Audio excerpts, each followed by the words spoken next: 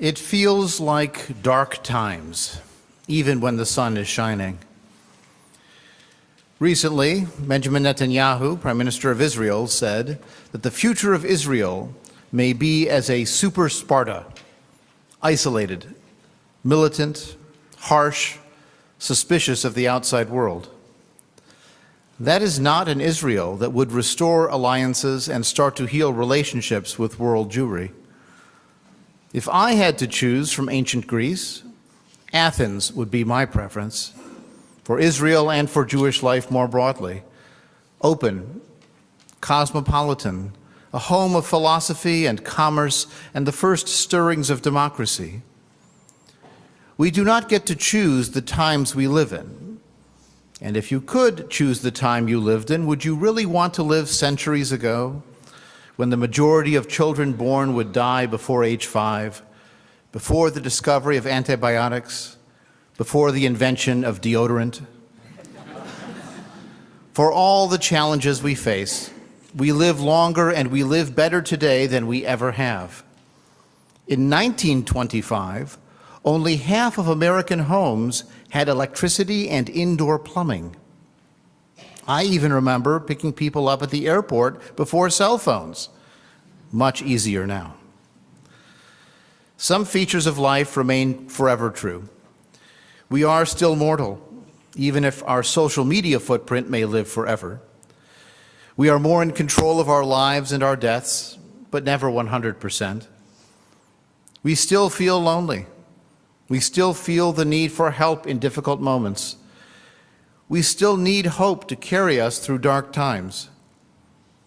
Our high holiday theme of "Here we go again" could be a warning sign of depression and despair if we are sure it will go just as badly this time as it did the last, if we are powerless to avoid what we see coming. To survive and to thrive, we need hope, just as we need air and water and food and fellowship. In dark times, it helps to remind ourselves where we find the hope we will inevitably need in the weeks and months to come. After all, the sun may come up tomorrow, but it will also set. In our reading from Jewish literature this morning, we heard a classic source for hope: faith in supernatural deliverance. Psalm 121 begins, "I will lift up my eyes to the hills. Where does my help come from? My help comes from Yahweh, the Lord, who made heaven and earth." The faith proclaimed here is not once in a while, not limited in its scope or breadth. It is not the limited God of liberal theology, trying to preserve some kind of God language by reducing its promises to the plausible. This is no God on the sidelines encouraging us or working in partnership with human actions. The God of Psalm 121 is full supervision and a 100% guarantee, as long as you follow the rules. The sun will not harm you by day, nor the moon by night. Yahweh will guard your going out and your coming in from this time forward and forevermore. Sounds great. The only problem is that pesky detail of actual human experience. Secular people sometimes wish they had the confidence of faith, but every solution has its own complications. Bad things do happen, from natural disasters to accidents to tragedies.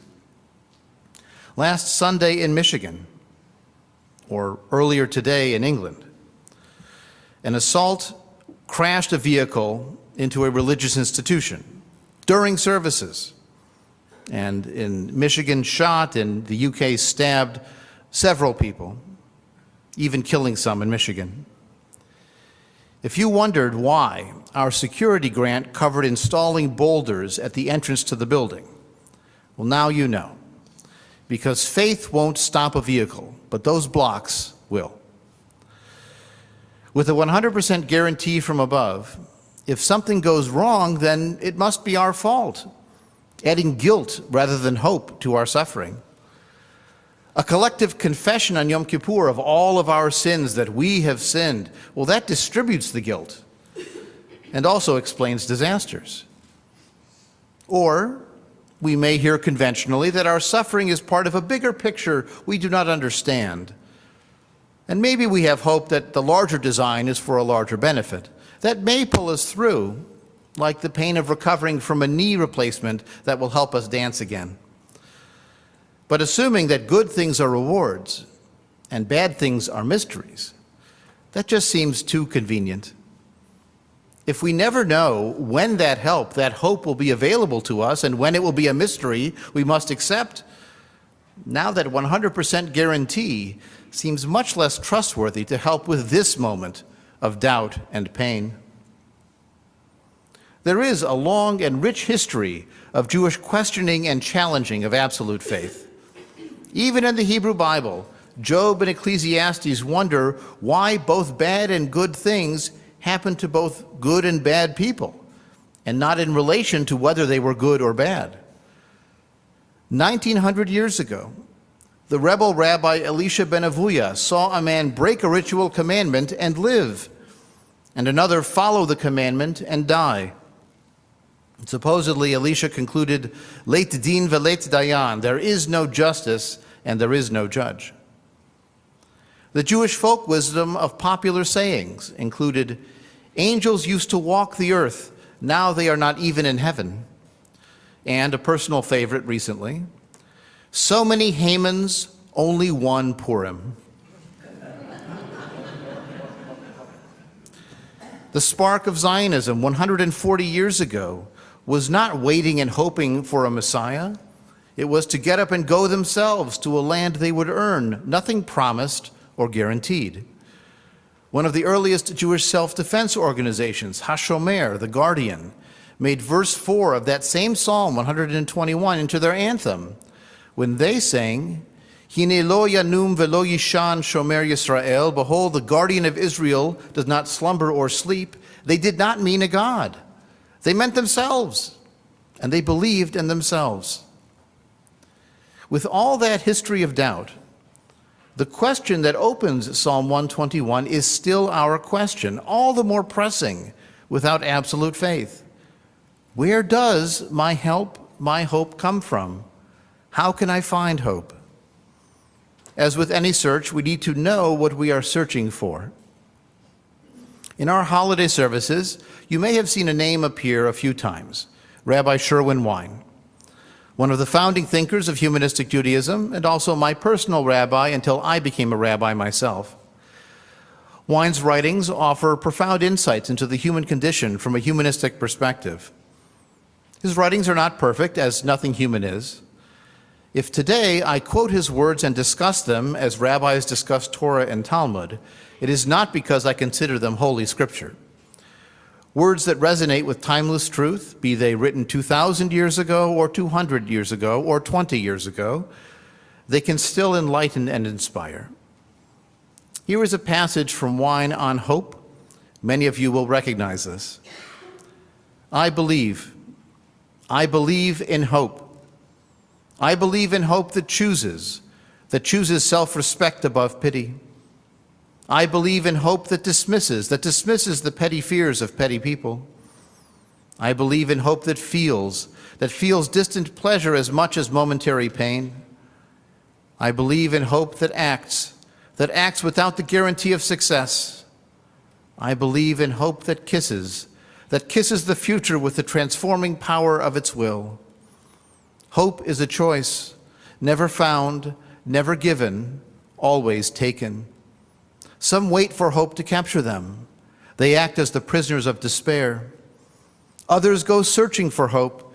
They find nothing but the reflection of their own anger. Hope is an act of will, affirming in the presence of evil that good things will happen, preferring in the face of failure self-esteem to pity. Optimists laugh even in the dark. They know that hope is a lifestyle, not a guarantee. Maybe just hearing the word hope several times makes you feel a little bit better. Now, this passage does not always work. We once had a bar mitzvah family where the family unthinkingly assigned this reading to a couple where the wife's name was, in fact, Hope. They could not stop laughing. Some wait for hope to capture them. Others go searching for hope. It didn't work. Now, if what we seek is the feeling of hope and not a person named Hope, let us consider what that feeling of hope may be.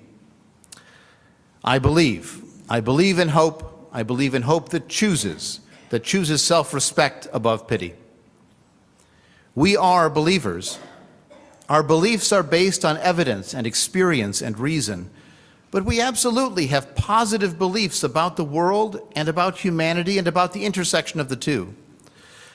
Our belief in the positive power of hope is based on centuries of human experience. It is not an accident that the Israeli national anthem is Hatikva, the hope, or that the Jewish labor movement had the ideal of a schöner und a bessere Welt, a better and more beautiful world. It takes hope to manage the Jewish experience. When our hope chooses self-respect above pity, it means that we emphasize what we can know, what we can do to help ourselves, rather than focusing on our faults and our failures. A traditional Yom Kippur includes lying flat on one's face as a sign of submission and pleading for mercy. The only thing we say you must submit to is silencing your cell phone. Even some people live looking backwards. They lament, if only, over and over. Others live looking forward, asking, what can I do now to prevent harm or to improve life? Human agency is limited, but it is what we have. Our hope chooses self-respect. So think of what you can do, not what you cannot. I believe in hope that dismisses the petty fears of petty people. Here, Wine's writing shows its age and its generation. All human creations remain a product of their time, even if they are also timeless. We do not need to defend Wine's truth as holy writ, just as we both celebrate and critique Torah, Talmud, and other Jewish wisdom. He is correct. We do need to realistically assess what is a true emergency and what is a remote possibility. Yet dismissing other people's fears is neither supportive nor constructive if you want them to trust you and to work with you to address problems. When someone calls your fears petty, irrational, insignificant, imaginary, that causes despair and not hope. Part of the Jewish despair at this moment of facing anti-Semitism from both right and left is the feeling of being alone and dismissed. We are told our concerns are imagined, not a big deal. Gaslighting is the opposite of the hope we need. I believe in hope that feels distant pleasure as much as momentary pain. Hope is the long game. Hope is confidence that things will work out eventually, if not tomorrow. Hope is the moral arc of history gradually and sometimes very slowly bending towards justice. Hope is 2 steps forward, but also the 1 step back, and sometimes more than one. We need courage to continue to hope despite losses. A fragile hope that surrenders with the first setback or the second or the third is not enough. Jewish survival has always been an act of hope as we moved from country to country to find a better home. Leaving what we knew for an unknown future was difficult, but those acts of hope enabled our survival until today. Upon hearing of the Warsaw Ghetto Rebellion, which was an act of futility at the end of the destruction of that ghetto, the ghetto in Vilna wrote a hymn of resistance, and its chorus concludes, Mir seinen da, we are here. That is an anthem of Jewish survival and hope. Our hope anticipates distant pleasure to carry on. In other words, don't give up today. I believe in hope that acts without the guarantee of success. Without divine commandments and celestial providence, we emphasize deciding what is right and wrong based on the results, on the consequences. Will this action help people or hurt people? Will it support or undermine human dignity? Will it increase or erode social cohesion? Sometimes we are not sure what to do, and a decision is required now. What if our plans turn out wrong and our best-intentioned efforts actually make the problem worse? In the economics book Freakonomics, they described an attempt to solve a problem that made things worse. The problem was, at a daycare in Israel, parents kept picking up their children late. And it was a problem because the staff needed to clean up and close up the daycare. And so they decided, we'll solve this problem. We will create a fine that someone has to pay every time they pick up their child late. The problem got much worse because people figured, oh, I can just pay the fee for the overtime and not have to worry about getting there on time. We don't know what the consequences will be. We still have to try to act. I don't know if they ever solve that problem at the daycare. There are times, maybe soon, that we will need to act, and we should plan as best we can for the best results. We cannot let ourselves be frozen by uncertainty, paralysis by analysis, waiting for one clear answer or course of action to present itself. Your rabbi will not tell you exactly what to do. Our hope acts. I believe in hope that kisses the future with the transforming power of its will. Hope makes a difference inside and out. We feel better emotionally when we are hopeful, and hope expresses a desire as much as a prayer does.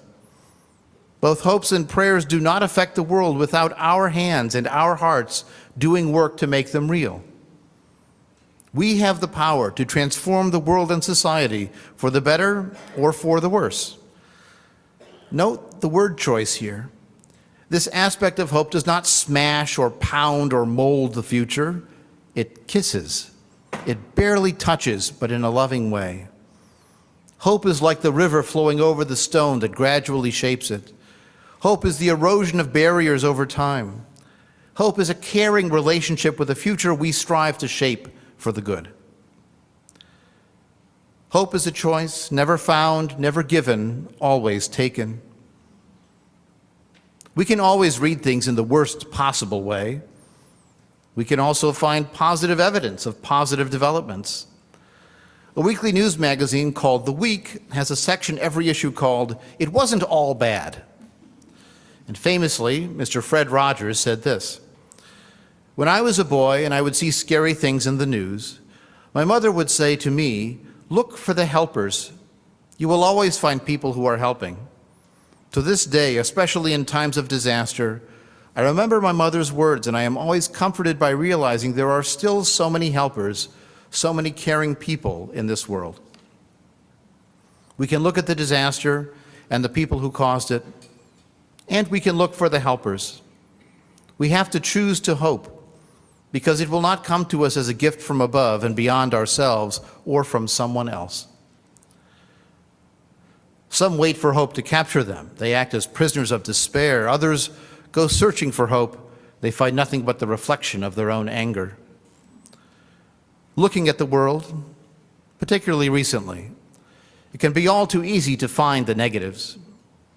There are real problems in the world. Hope is not denial of the real suffering we see, the real obstacles we face, the real people working against us. We cannot hope for hope to rescue us. Passivity in the face of disaster, crossing your fingers and hoping someone else will create the reason for us to have hope, that is one more version of faith in providence and prayer without action, rolling the dice with the future. It may indeed turn out positively, but it may not. Just because the wind blows and the current pushes our vessel, we still have the power to steer and paddle rather than calling out, "Someone do something." This approach to hope is exemplified by a story from the world of the shtetl. A man is traveling to a new village. He arrives just at sunset on Friday night. As he goes to door after door, hoping to find a place to receive a Shabbat meal, the doors are all closed. The families are already celebrating. And the last door he comes to, on the edge of town, the door opens and a man welcomes him in to a warm Shabbat meal. The next morning, though, The traveler gets dressed in his ritual clothing. He goes to synagogue, and he does not see his host there. In fact, his host didn't even get out of bed that morning. And he asks the other people in the town, "What happened? Why is he not here?" And they said, "Oh, you're staying with that guy? He's the Apikoros. He's the town heretic. He never comes to synagogue." Well, when the man came home from services, he asked his host, "What gives? Why did you open your doors to help me?" And the Apikoros, the heretic, says, "Well, all those other doors, they stayed closed because they believed that God would help you. And I knew that I had to help you." Hope is an act of will, affirming in the presence of evil that good things will happen, preferring in the face of failure self-esteem to pity. In some ways, being a cynic is easier than hoping. People often disappoint us. The world is not arranged for our benefit. Luck is fickle, effort is seldom rewarded justly, and the wicked seem to prosper for far too long without justice. Humanity needs hope of a fair and happy ending so badly that we invented entire theological systems of afterlives with reward and punishment, or karma with reincarnation consequences for good or bad behavior, even a book of life written on Rosh Hashanah and sealed on Yom Kippur. In the face of our reality, sometimes it does take an act of will to have positive confidence that good things will happen. If we have hope, we do so affirm. And last, optimists laugh even in the dark. They know that hope is a lifestyle, not a guarantee. There is no guarantee of a happy ending. If you are tempted by the blind confidence of absolute faith, I have a spoiler alert. Even with belief in a cosmic protector, there are still no guarantees of a happy ending. Maybe you sinned in this life for some systems, in a past life if you believe in reincarnation. Maybe it's a mystery. Maybe someone else's prayers are being answered instead of yours. Maybe yours are being answered, but the answer is no. Reality is reality, and sometimes it is indeed dark outside and even dark inside. Sometimes our hopes do not pay off. As they say in finance, past performance is no guarantee of future results. We hope because it is good for our spirits. We hope because we know that positive attitude makes a difference. We hope because it is part of who we are. Hope is a choice. Hope is a lifestyle. Hope is action. Hope kisses the future with the transforming power of its will. Now that you know what hope is, it's time to go find it or make it for yourself. As a last thought on hope, I share one more piece from our congregational liturgy, a memory from Holocaust survivor Hugo Grin. It was the cold winter of 1944, and although we had nothing like calendars, my father, who was my fellow prisoner there, took me and some of our friends to a corner in our barrack. He announced that it was the eve of Hanukkah, produced a curious-shaped clay bowl, and began to light a wick immersed in his precious but now melted margarine ration. Before he could recite the first blessing, I protested at the waste of food. He looked at me, and then at the lamp, and finally said, "You and I have seen that it is possible to live up to 3 weeks without food. We once lived almost 3 days without water, but you cannot live properly for 3 minutes without hope." In dark times, when we have little, we can always find hope. Wishing everyone a new year of hope. We will need it. L'Shana Tova.